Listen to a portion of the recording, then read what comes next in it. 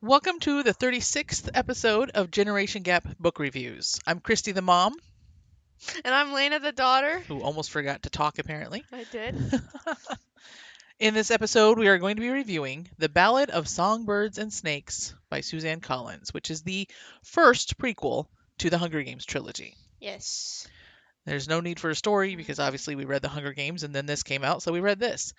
I will at least say that we've discussed whether or not we feel like we're going to spoil the originals, the main trilogy, or not. And since I can't say for sure one way or the other, we're just going to give you a warning. If you have not read the Hunger Games trilogy Maybe and be you think you careful. might want to, you may be careful listening to this Tread review. carefully. Tread lightly. I mean, either way, you really should read the trilogy before you read this book because it would be it's so much better to read it in published order. But if you're rereading it, then reading it in chronological order wouldn't. I'm not gonna curse you out for reading in chronological order. Curse you out? Wow, that's such a strong thing to say. I don't really know. Do you curse people out for other stuff? Yes. Chronological order Narnia. I don't curse them. That's what I meant. I mean, I mentally curse them, but I don't like curse. You know? Yeah, people have strong opinions about that. That's very true. You know what my opinion about that is? Public blah blah blah blah blah blah. Well, that's my preference, or that's what I would Mhm. suggest. But do you know why? Because that's how he wrote them. Because that's how he wrote them. Yeah. Because as an author, the order that I write them in is at least as important as anything else. Yeah. And I remember reading about this letter that led people to start publishing them in chronological order when like some kid wrote to him and said, my mom thinks it's better to read them chronologically. What do you say to that, or something like that? And he basically was like, well, I guess your mom is right. But essentially what it comes down to is I don't really think he was endorsing it so much as Mm-mm. he didn't have any reason to say not to do it that Yeah. way. So that's not, to me, that is not nearly enough reason to read them that way. I should fix my copy of the books, and I should like change the numbers on them. Well, to me, that might be a little bit extreme, but Oh well. to each his own. Anyway, since we're not talking about Narnia here, we're talking about the Hunger Games. Yeah, I definitely don't think they're meant to be read prequels first. And Nope. I mean, that's what prequels are. Prequels are almost always meant to be that you have the foundation of the original Yeah. story then you before get you read the backstory. prequels. Yeah. But if you're rereading it, maybe chronological order would kind of be cool in a way. Anyway, so Anyways. I don't think we need like a huge synopsis. Essentially, this book is about Coriolanus Snow. President Snow Thinking when the he first was name's not so helpful. 18. And I guess to briefly sum it up, his family had once been powerful and wealthy, And then they weren't. and then the war with the districts, and his dad died and basically left his family destitute. So it's him and his grandmother, who they call the Grandmam, The Grand Man. and his cousin Tigress, and they are basically doing everything that they can to still appear wealthy, although it's clear it's not fooling very many people, maybe not fooling anyone, I don't know. The 10th Hunger Games is happening. And for the first time, the tributes are going to have mentors, but the mentors are going to be students Yep. at the academy that Coriolanus goes to in Yeah. the capital. And he's chosen to be one of the mentors. And they're also tasked, these students, with coming up with other things to make the Hunger Games more interesting to the people in the capital and stuff like that. And basically, there's a prize on the line that would really help him in his future. Yeah. And so he's pretty desperate to do what he can to win that prize. And that's at least the synopsis. Mhm. So, Lena, what did you like about this book? So first thing, subplot romance, but it's like really subplot. So I appreciated that. No, not really subplot, but I'd say it's not really subplot. It's still subplot, and I appreciated that. So it wasn't just like in your face. This is not your traditional kind of romance, though. No, that's very true. And pretty quickly, I was engaged. I was very interested. Especially because it's like after you read the trilogy, you get a look into the capital, and like there are a few of things, and I was really interested to see that. So, plus you kind of get to see what the mentors kind of do. I mean, years back, but you know. And then Easter eggs. That was very cool because there were Easter eggs to the main trilogy, and I was like, that's very interesting. Can you give us any that don't spoil this book? We know they might spoil the main trilogy. Katniss, swamp potato.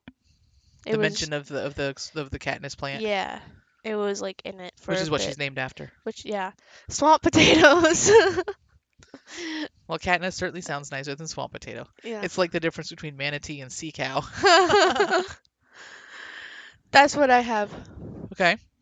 I mean, I really I did not feel going into this. I remember thinking, why do I want to see how President Snow became President Snow? He's terrible. He's disgusting. Yeah. He's manipulative and is a tyrant. Why do I want to feel sympathy for him? But the truth is, I did. Like Yeah. I've discovered that Suzanne Collins is an author that I just really She's like got the way she draws me in. I yeah, didn't want to read the Hunger Games in the first place, but I was so hooked early involved. in Yeah. that book, and here again I was really, it was a compelling story. She actually made us, well, I say us, but I can't speak for everybody who reads it, but I think generally speaking, she made us feel Mhm. sympathy toward a guy that we already know is going to become a terrible person later. Yeah. Cuz I feel like I had to when I was reading it, I had to check myself because I'd be like, "Oh my gosh, this is awful." And then I'm like, "No. You know what? I shouldn't be feeling like this. I shouldn't feel bad for him because he turns awful." But imagine how different it would be if he didn't turn awful. Well, somebody else might have still been in charge. I mean, Well, that's they just may true. not have been quite as bad as it was, because Snow was definitely he was a driving force behind a lot of this. But again, here we have him as a student being Mhm. directed to come up with ways to make the Hunger Games more interesting, but also worse for the tributes by his superiors. So somebody else may have still directed it to become what it Yeah. became, even if not Snow. Although I'm not, It wouldn't be the same. yeah, it does kind of, you kind of get the impression that Snow himself has a lot to do with a lot of the stuff that happens in the future. Oh So yeah. maybe it wouldn't have been so bad. Mhm. But yeah, Snow actually has sort of a version of himself to Katniss, like how he was to Katniss, manipulating Mhm. him and everything. He has this Dr. Gall who was, Oh yeah. Yeah, trying to think him of and what it was that Dr. Gall did that was like she had oh, like to her name. well, it was she was the one who made mutts and stuff. Yeah, so there was this Dr. Gall who, at least at this point, was heavily involved in creating mutts. And she's psycho. I mean, she's just flat out She was psycho. insane. And she is kind of manipulative to Snow, like Snow was to Katniss in the main series. And like all of the Hunger Games books, this book is in three parts. Mhm. Parts 1 and 2, I was really invested. I was Oh really yeah. into it. Part 3 really took a turn. And I remember getting into part 3 and being just like, what's going on? Like, drop off of action, just it felt like everything fell apart, which it did, and maybe that was the point. But I remember wondering, where on earth is it going to go from here? Yeah. And there was a point where it seemed like things were going to go well and Snow was going to be happy. Mhm. But we know that can't happen because we know what he becomes later. So it's like, okay, what terrible thing is Yeah. still going to happen here? So we're just going. So, Elena, is there anything you didn't like about this book? Um, one of them was I feel like there was a little bit of a slow beginning, which I was engaged pretty quickly after it, but it still felt a little slow. And also another thing was it felt like there were a lot of long paragraphs that I kind of skimmed over because of details where I was just like, eh. But other than that, yeah, it was. Yeah. Yeah, I think slowness was an issue for me here and there, and although I understand the drop off in part 3, Mhm. it Was jarring. it was jarring, and it wasn't just an extreme change of scenery, because it happened for a reason. Yeah. And it was jarring for him, so it actually works that it was jarring for us. It just took a little too long to get back to the what really had drawn me before in the story. Just I feel like the drop off was made sense, but it was too long of completely different for him. I think it's interesting because I, after I read it and you said something about that, I never noticed it. I didn't really notice it when I was reading You it. didn't notice a drop off in action and I mean, I was a in little intrigue. startled at first, but I think I got picked up pretty quickly Huh. again. So that was definitely a difference for us. Mhm. Well, before we finish up, this isn't part of what I didn't like, but I didn't think about this before. it's interesting to me. I've read some other reviews where people talk about what happened at the end, because it's not a spoiler to say something had to happen to lead to how Snow became after this. I've read reviews where people say that that was all just out of nowhere at the end. His kind of turn toward more what he became was sudden. Yeah.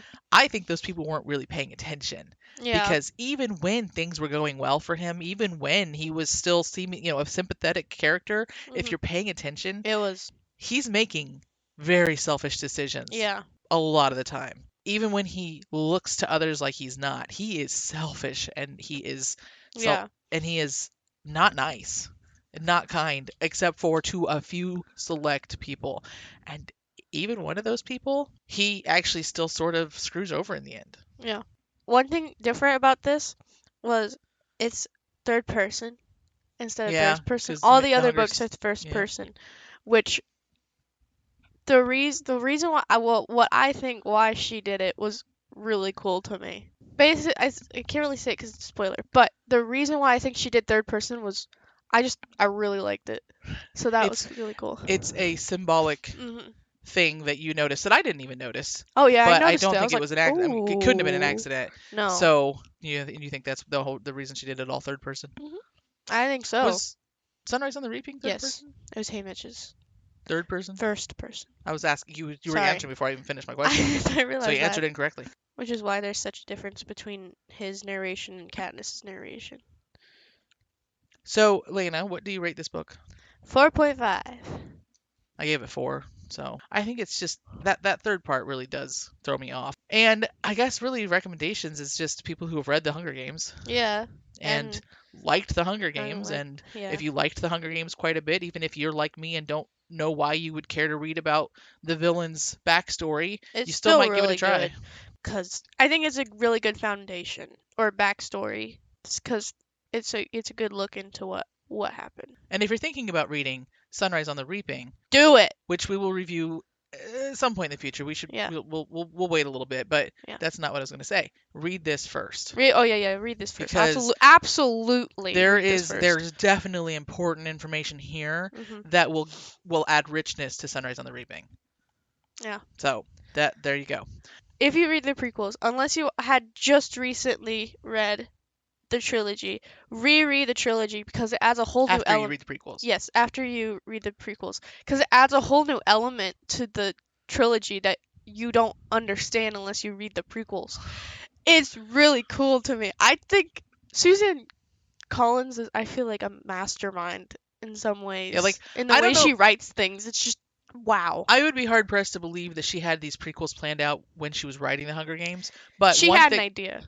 but one thing I will say for sure, I am impressed with her continuity abilities, Yeah. because so many authors, when they write even sequels, seem to forget some of what they had in their original books. When Mhm. they write prequels, not always is there a lack of continuity, but they don't always they don't. First of all, there's often retconning in prequels. Mhm. But even when there's not, they will often it'll be almost disconnected. She really infuses so much. Oh yeah. Things that are just like a throwaway line in this seem like a throwaway line in the series become an entire scene in these Mhm. prequels. Anyway, so Right? we'll review It's Sunrise on the Reaping in the future, but so, for now, let's talk about the movie. the movie. Ah, What was that face? it wasn't that good. I know, like with the Hunger Games, there are differences that are there to speed up time a bit, to No. combine elements and that don't necessarily take away from the story. But do you remember any specific things that you felt were lacking in the movie? The romance was really bad. It It was was like really not shallow. awkward. It was just shallow. Yeah. I rem- Like what? so yeah, because in the book we didn't talk. We mentioned the romance, but not who it was with. But I don't know if it's a spoiler to say. But anyway, by the end of part 2, there was definitely a connection Mhm. between Snow and his romantic partner. Love interest. And I mean, I remember thinking it was a little weird anyway, Yeah. but it was there. But it In the was yeah. movie, at near the end of part 2, they're like, I think they have a moment And when that they're was like like, it. they have a moment where they're like, "Is this real?" And then we're like, "What? You haven't done it yet. You've had no connection. There's nothing there." Mhm. And there's also, and I think that maybe that's a indication of one of the main things that the movie didn't do well, which was develop relationships. Hmm. Because not that I'm saying that Even like Coriolanus was actually friends with one of the other somewhat major classmates. characters, which is Sejanus. In the movie, or in the book, it's pretty clear Hmm. that Coriolanus doesn't really like Sejanus, but Sejanus doesn't know it because Coriolanus is really good at acting differently than he feels. Yeah. That's part of what's going on with him in this whole book. He's poor, but he tries to act rich. He's actually kind of mean, like spiteful and self-centered, but he acts kind outwardly. Yeah. And so there's this Sejanus who thinks Coriolanus is his friend, and that actually has a lot to do with what happens later in the book. In the movie, any connection even a perceived connection, even a one-sided friendship, is just not really there. It's not Hmm. developed, which makes a lot of what happens in the third part like just there's just not as much depth Yeah. to it. It doesn't mean as much. So all of that in the end, I don't think we ever give a rating to the movies, but you still recommend the movies Hmm. to people. I mean, if you read the books and you don't mind watching movies of books, even though you know they're going to change them somewhat. Hmm. Overall, these books, These movies are better than than other books have been. they're and on the scale of how good movies that are made into books are. This is on the higher end. These aren't there's Yeah. changes in symbolism and in relationships, but overall they still get the story across pretty well. So I guess that's it for the Ballad of Songbirds and Snakes. And next time, I am going to be reviewing Annabelle Lee by Mike Napa because Mom already reviewed it. And Mom shall be reviewing Resistance by J.L. Knight because I already reviewed it. Until next time, I'm Christy, And I'm Lena. and this is Generation Generation Gap Gap Book Book Reviews. Reviews.